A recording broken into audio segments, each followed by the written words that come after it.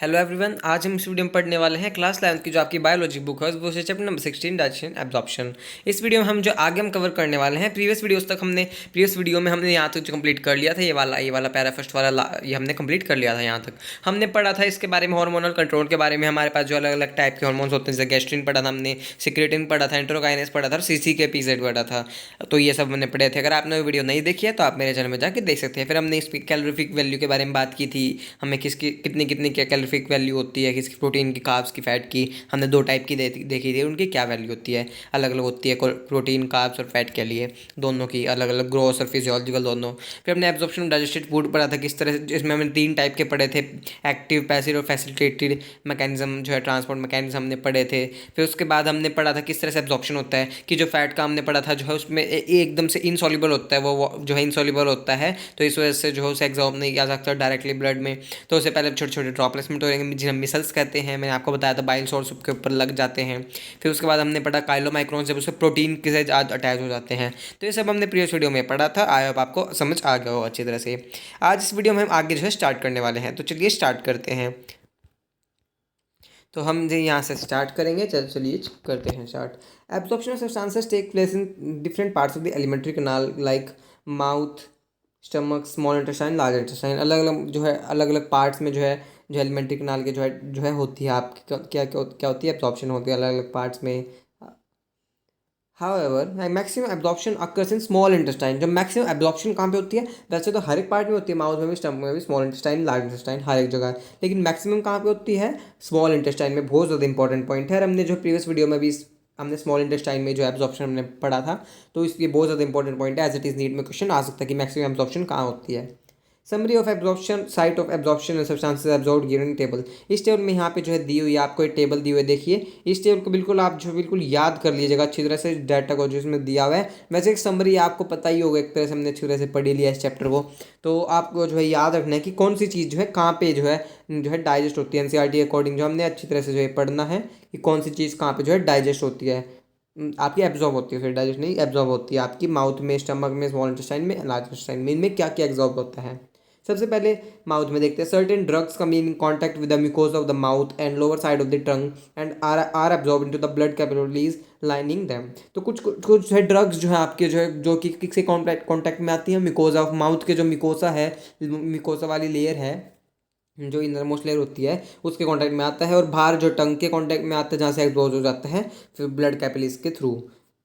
तो यहाँ से जो है मेनली क्या याद रखना है आपको, ड्रग्स का जो है माउथ में होता है जो है डाइजेशन। यहाँ पे जो ड्रग्स का जो यहाँ पे भी होता है, ड्रग्स का यहाँ पे भी होता है, लार्ज इंटेस्टाइन में भी। तो आगे देखेंगे इसको भी। Absorption of water water simple sugars and alcohol take place कहाँ पे, स्टमक में। स्टमक में क्या होता है, एब्जॉर्प्शन वाटर का, एब्जॉर्प्शन सिंपल शुगर्स का भी और अल्कोहल का, इसको याद रखना जरूर। अल्कोहल का एब्जॉर्प्शन भी आपका स्टमक में जो है होता है। स्मॉल इंटेस्टाइन में principal organ for absorption of nutrients, ये भी पॉइंट बहुत ज़्यादा इंपॉर्टेंट है। क्या प्रिंसिपल ऑर्गन किसके एब्जॉर्प्शन के लिए जो है प्रिंसिपल ऑर्गन कहलाता है, ये न्यूट्रिएंट्स के एब्जॉर्प्शन के लिए जो है। द डाइजेशन इज कंप्लीटेड है, ये भी इंपॉर्टेंट पॉइंट है। डाइजेशन यहाँ पे कंप्लीट हो जाता है, मैंने आपको स्टार्टिंग में बताया था वैसे चैप्टर के। And final products of digestion such as glucose, fructose, fatty acids, glycerol and amino acids are absorbed through the mucosa into the blood stream and lymph. तो यहाँ से जो है सारी चीज़ें जो आपकी एब्जॉर्ब जो है हो जाती हैं, जो भी इनमें जो डाइजेशन के फाइनल प्रोडक्ट्स होते हैं, जो भी जैसे ग्लूकोज हो गया, अमीनो एसिड हो गया, आपके फ्रक्टोज हो गया, फैटी एसिड, ग्लिसरॉल, ये सारे जो फाइनल प्रोडक्ट्स हैं जो कि जो है यहाँ पे जो है एब्जॉर्ब हो जाते हैं म्यूकोजा के थ्रू ब्लड स्ट्रीम में और लिम्फ में, यहाँ पे एब्जॉर्ब हो जाते हैं। लार्ज इंटेस्टाइन में absorption of water, some minerals और some drugs takes place. Drugs का, कुछ वाटर का जो है, वाटर का कुछ मिनरल्स का जो है एब्जॉर्प्शन यहाँ पे होता है। हाँ, आई होप आपको क्लियर हुआ होगा। आगे देखते हैं। ये तो टेबल आपको जो है बिल्कुल याद समझ ही आ गया होगा, चैप्टर हमने अच्छे तरह से पढ़ा, तो इसको याद भी जरूर कर लिएगा इस टेबल को। The absorbed substances finally reach the tissues which utilize for their activities, which utilize them for their activities. This process is called assimilation. तो assimilation क्या हो गया, हमने कुछ चीज़ों को जो एब्जॉर्ब तो हमने कर लिया, लेकिन उसके बाद एब्जॉर्ब करने के बाद फाइनली जो अपने टिश्यूज़ के पास, हर एक टिश्यू के पास, हर एक सेल के पास जो है एक्टिविटीज़ करने के लिए, हमें जो जिंदा रहने के लिए जो है हमें जो ज़रूरत है, जो उन सब चीज़ों की, प्रोटीन की, कार्ब्स की, फैट्स की, जो फाइनल प्रोडक्ट्स जो है बन जाते हैं, एब्जॉर्ब हो जाता है ब्लड में। उसके बाद टिश्यूज़ के पास, हर एक सेल के पास जो चला जाता है, फाइनली हम उसे जो यूटिलाइज करके उसमें एनर्जी जो है हमें मिल जाती है। तो इस प्रोसेस को हम क्या कहेंगे, एसिमिलेशन कहेंगे। है अब आपको क्लियर हुआ होगा, एसिमिलेशन हम इसे कहते हैं। The digestive wasted solidified into coherent feces in the rectum initiate a neural reflex causing an urge or desire to for its removal। फिर उसके बाद जहाँ पर जो वेस्ट रह जाता है एब्जॉर्ब होने के बाद जो भी आपका वेस्ट रह जाता है और जो है जो कि फीसिस जिसे हम कहते हैं वो रेक्टम में जो है चला जाता है। फिर उसके बाद न्यूरल रिफ्लेक्स होता है आपके माइंड से जो है एक्शन आता है कि हाँ भाई हमें जो है निकालना है उससे। जब जब हमें वॉशरूम जो है जाते हैं फिर उसके बाद ये हमारे ब्रेन से जो है न्यूरल रिफ्लेक्स आता है। The ejection of the faeces to outside through the anal opening defecation, जिसे हम क्या कहते हैं डिफिकेशन कहते हैं कि आप जो अपना फीसिस जो है बाहर निकाल देते हैं जब एनल ओपनिंग के through. Is the voluntary process, क्या होता है वॉलंटरी प्रोसेस, अपनी इच्छा से आप निकाल सकते हैं। And is carried out by mass of peristaltic movement, को जो है पेरिस्टाल्टिक एकदम से जो है मूवमेंट होती है एकदम से कॉन्ट्रैक्ट होने की मतलब जो है एकदम से मूवमेंट होती है पेरिस्टाल्टिक मूवमेंट, तो आप अपने फीकल मैटर को बाहर कर देते हैं। आई होप आपको पूरा जो है डाइजेस्टिव सिस्टम जो है समझ जो है आया होगा।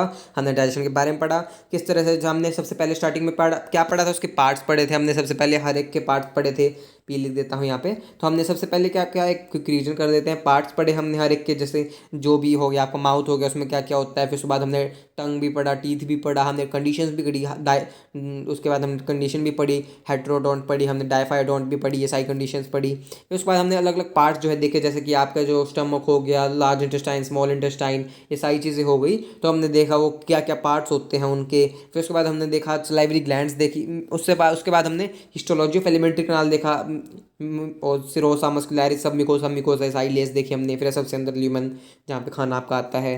फिर उसके बाद हमने देखा कि जो सलाइवरी ग्लैंड्स देखी, ग्लैंड्स डाइजेस्टिव ग्लैंड्स हमने देखी, जिसमें कि हमने सलाइवरी ग्लैंड और लीवर को कवर किया और पेनक्रियास को भी।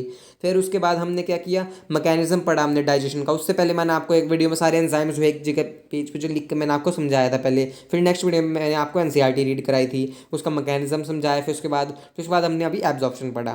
तो इस अकॉर्डिंग जो है इसके थ्रू हमने जो है इस सारी चीज़ों के जो है ये हमने कवर की एनसीईआरटी से, जो सारी चीज़ें इस चैप्टर में हमने कवर की। सो आई होप आपको समझ आई होगी। अब लास्ट सेकंड टॉपिक है ये, इसके बाद पीईएम भी हमें पढ़ना है। तो चलिए स्टार्ट करते हैं इसको। Disorders of the digestive system नहीं, हमें पूरी जो यूनिट है फिजियोलॉजी, ह्यूमन फिजियोलॉजी, इसमें हर एक जो चैप्टर जो दिया हुआ है उसके लास्ट में हर एक के डिसऑर्डर दिए हुए हैं। डाइजेस्टिव सिस्टम क्यों, क्योंकि यहाँ पे हम डाइजेशन के बारे में पढ़ रहे हैं। अगर रेस्पिरेशन के बारे में पढ़ेंगे तो रेस्पिरेटरी सिस्टम हो जाएगा, सर्कुलेशन के बारे में पढ़ेंगे सर्कुलेटरी सिस्टम हो जाएगा। इस तरह से आप जो सारी चीज़ें जो हमें कोरिलेट करते हुए जो है चलनी है, और इस तरह से डिसऑर्डर्स जो है हर एक चैप्टर के एंडिंग में जो हम पढ़ेंगे। देखते हैं, the inflammation of the intestinal tract is the most common element due to the bacterial viral infection. तो ये जो हमारा जो इन्फ्लामेशन हो जाए इंटेस्टिनल ट्रैक्ट का जो कि मोस्ट कॉमन है दिखाई देता है, बैक्टीरियल और वायरल इन्फेक्शन की वजह से हो जाता है ये हमारे जो इन्फेक्शन, ये हमें the infection also called by parasites of intestine. कुछ जो हमारे पैरासाइट्स भी होते हैं हमारे इंटेस्टाइन में, हमने पढ़े हुए हैं जो है, हमने प्लेटिहेल्मिन्थेस में भी, हमने एस्केल्मिन्थेस में भी जो पढ़े हुए हैं। राउंड वोम, टेप वोम जो है प्लेटिहेल्मिन्थेस का हमने पढ़ा हुआ है, प्लेटिहेल्मिन्थेस का होता है। राउंड वोम जो है एस्केल्मिन्थेस का होता है। थ्रेड वोम हो गया, हुक वोम हो गया, पिन वोम हो गया, सारे जो वोम्स प्लेटिहेल्मिन्थेस एस्केल्मिन्थेस के ही हैं ये सारे। तो ये जो है हमारी जो है ये भी डिजीज़ कॉज कर सकते हैं, कुछ पैरासाइट्स हैं हमारी इंटेस्टाइन में रह के। अब देखते हैं सबसे पहला डिसऑर्डर क्या है इसमें, जॉन्डिस। जॉन्डिस में क्या होता है, जो आपका लीवर जो है काफ़ी अफेक्ट हो जाता है, उससे क्या होता है आपकी स्किन और आइज जो बिल्कुल येलो येलो आपको दिखाई दे जो है लग जाती हैं। इस अगर जॉन्डिस होगा तो, जिसे हम हिंदी में पीलिया कहते हैं। पीलिया क्यों, क्योंकि पीला शरीर आपका बिल्कुल पड़ जाता है पूरा। उसमें क्या होगा, लीवर अफेक्ट हो जाएगा, जिससे क्या होगा कि आपके जो स्किन आपका जो लीवर अफेक्ट होगा तो आपके जो भी सारे जो बाइल सॉल्ट्स हमने पढ़े थे, बाइल पिगमेंट्स पढ़े थे, वो जो है उनका जो है डाइजेशन वगैरह कुछ होगा ही नहीं। उससे जो उनका जो है एब्जॉर्प्शन नहीं होगा, वो बॉडी से बाहर जो है नहीं निकलेंगे। उनमें जो वेस्ट मटेरियल है, लीवर जो है करता है, वेस्ट मटेरियल प्रोड्यूस करता है, फिर उन्हें बाहर निकालते हैं बॉडी के थ्रू, वो कुछ होगा ही नहीं। तो जो है डिपोजिशन होता जाएगा बाइल पिगमेंट्स का, जो बाइल पिगमेंट्स है वो जो है बाइल पिगमेंट्स का डिपोजिशन होता जाएगा। तो आई होप आपको क्लियर हुआ होगा। जॉन्डिस क्यों हुआ, क्योंकि जो डिपोजिशन हो जाता है बाइल पिगमेंट्स का आपके जो है लीवर में, जो है आपके जो है गड़बड़ी हो जाएगी। फिर जो बाइल पिगमेंट्स हो गए जो वो जो वहाँ पे डिपोजिशन होता जाएगा, उनमें भी जो वेस्ट मटेरियल वहाँ पे होगा, सारी चीज़ें जो है डिपॉजिट हो जाएंगी, जैसे कि हमारी बॉडी में पूरे में फैल जाएंगे फिर वो। तो क्या होगा, liver affected, skin and eyes turn yellow पड़ जाएंगे। क्यों, due to the deposition of bile pigments, जो भी बाइल पिगमेंट्स हैं उनकी वजह से। उसके बाद देखते हैं हम वॉमिटिंग। सेकंड वाला हो गया वॉमिटिंग। वॉमिटिंग क्या होता है, जो है is the ejection of the stomach content through the mouth. Ejection मतलब बाहर निकाल देना स्टमक कंटेंट, जो भी आपके स्टमक में आपको लगता है कि एकदम से भरा भरा आपका ये जो है भरा भरा पेट हो गया आपका, बिल्कुल एकदम से आप जो बाहर निकाल देते हैं। जो है आप जो है उल्टी कर देते हैं, जिसे हम हिंदी में कहते हैं। It is the action of stomach content through the mouth. This reflex action is controlled by the vomit centre in the medulla. अब ये कंट्रोल कौन करता है? ये रिफ्लेक्स एक्शन जो है कंट्रोल करता है आपका जो वॉमिट सेंटर जो है, मेडुला एक ब्रेन का पार्ट होता है आपका, वहाँ पे जो वॉमिट सेंटर होता है जो कि ये कंट्रोल करता है, वो वाला पार्ट जो है कंट्रोल करना है वॉमिट सेंटर को। इसके बारे में डिटेल में हम आगे मेडुला के बारे में चैप्टर नंबर 20 जो है 1 में भी पढ़ेंगे, 21 में पढ़ेंगे आगे ब्रेन के बारे में डिटेल में। अब feeling of nausea precedes vomiting. तो जो है नोजिया के हमें जो है अजीब सा जो फील होने लगता है वॉमिटिंग की, जो है यही जो है आपका जो है हमें पहले अंदाज़ा जो है हो जाता है, हमें पता चल जाता है। हमें नोजिया की जो है बिल्कुल फीलिंग होती है, अजीब सा हमें लगने लगता है, हमें गले में एकदम से ऐसे लगता है कि ये बाहर आएगा कुछ, मतलब अजीब सा हमें लगता है नोजिया की फीलिंग। हमने जॉन्डिस कर लिया, वॉमिटिंग कर लिया। अब थर्ड नंबर पे करते हैं नेक्स्ट वाला, डायरिया। डायरिया मतलब abnormal frequency of bowel movement, increase liquidity of the faecal discharge is known as diarrhoea. कि आपकी जो बाउल मूवमेंट है, जो आप जो है वॉशरूम मतलब एबनॉर्मल हो जाती है बिल्कुल, और जो है जो आपका लिक्विड जो उसमें ज़्यादा हो जाता है, फिकल में जो है आपके फिकल मैटर में जो है लिक्विड का डिस्चार्ज जो है ज़्यादा होने लग जाता है, तो उसे हम कहते हैं डायरिया। या आई होप आपको सारी चीज़ें समझ आ रही होंगी, तो आपके डेली रूटीन से रिलेटेड है। आप ना किसी को तो ये जॉन्डिस वगैरह तो चलो कुछ ज़्यादा ही वो हो गई, लेकिन आपको वॉमिटिंग तो आपको ज़रूर हुएगी। डायरिया भी, कॉन्स्टिपेशन, डाइजेशन आगे हम पढ़ेंगे, ये भी आपको कभी ना कभी हुए होंगे, तो इससे आप जो रिलेट कर सकते हैं।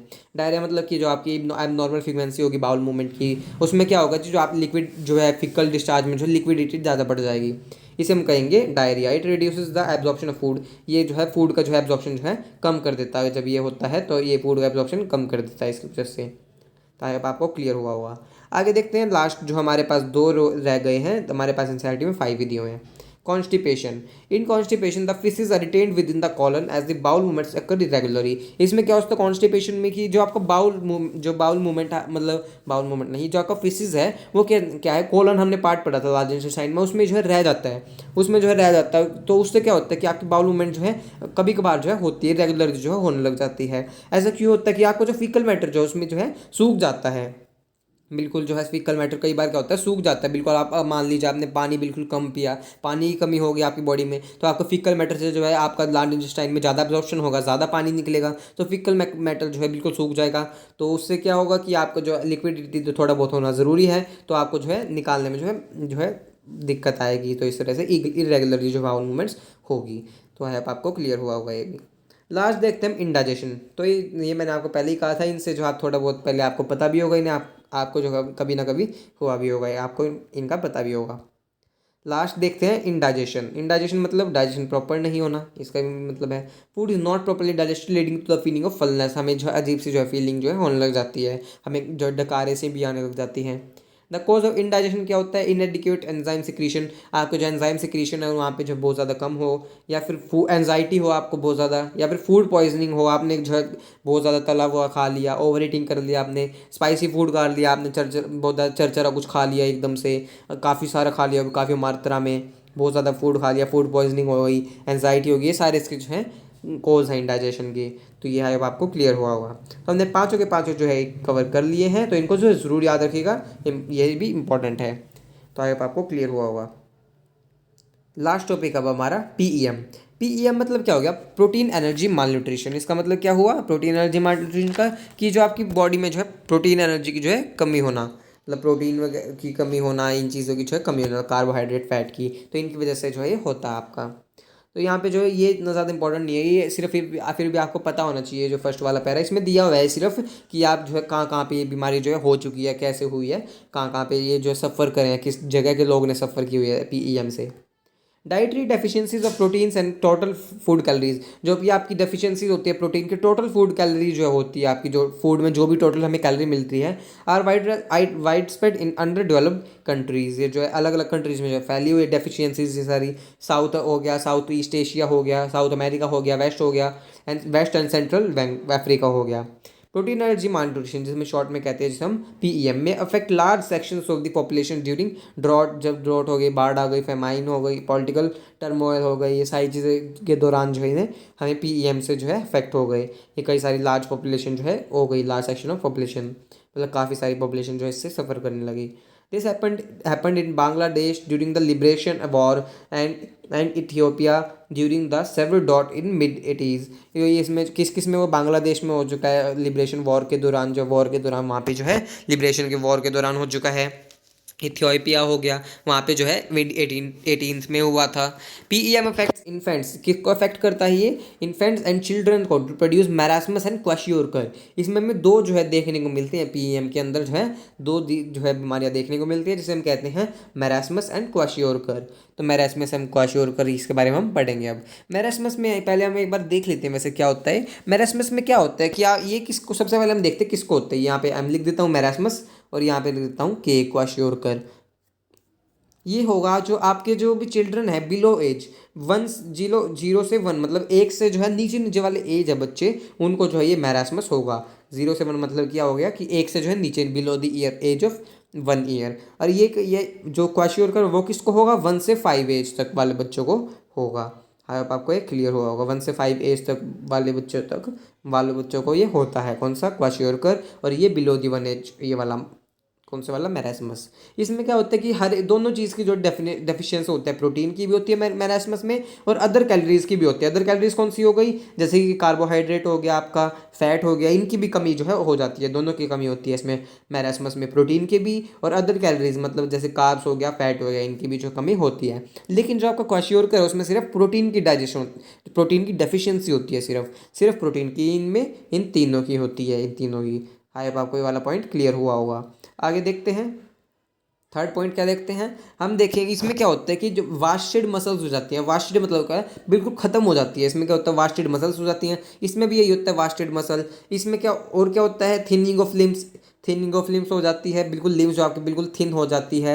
और आपकी जो है पुअर मेंटल हेल्थ हो जाती है, बिल्कुल पुअर मेंटल हेल्थ जो है ग्रोथ होती है, जो मेंटल ग्रोथ है बिल्कुल लो हो जाती है। इसमें भी जो क्वाशियोरकर में भी ये सब देखने को मिलता है। लेकिन एक जो मेन पॉइंट है जिसके हम कह सकते हैं अभी ये मैरास्मस है, ये क्वाशियोरकर है, वो क्या? ये वाले पॉइंट तो देखने को मिल, ये वाला जो मैस्टेड मसल मैंने आपको अभी बताया, wasted muscles, thinning of limbs, poor mental growth, ये दोनों में होती है। क्वाशियोरकर मैरास्मस में भी और क्वाशियोरकर दोनों में दिखाई देती है। लेकिन एक और जो हमें मेन डिफरेंस जो दिखाई देता है, जो कि हमें पता चलता है भाई इसको ये मैरास्मस है, इसको क्वाशियोरकर, हम पता लगा सकते हैं, वो क्या होता है?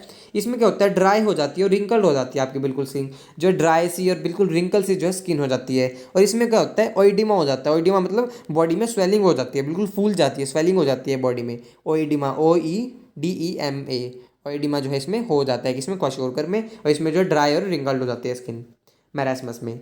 आई होप आपको ये क्लियर हुआ होगा। अब NCERT से पढ़ते हैं, अब आपको अच्छी तरह समझ आ जाएगा।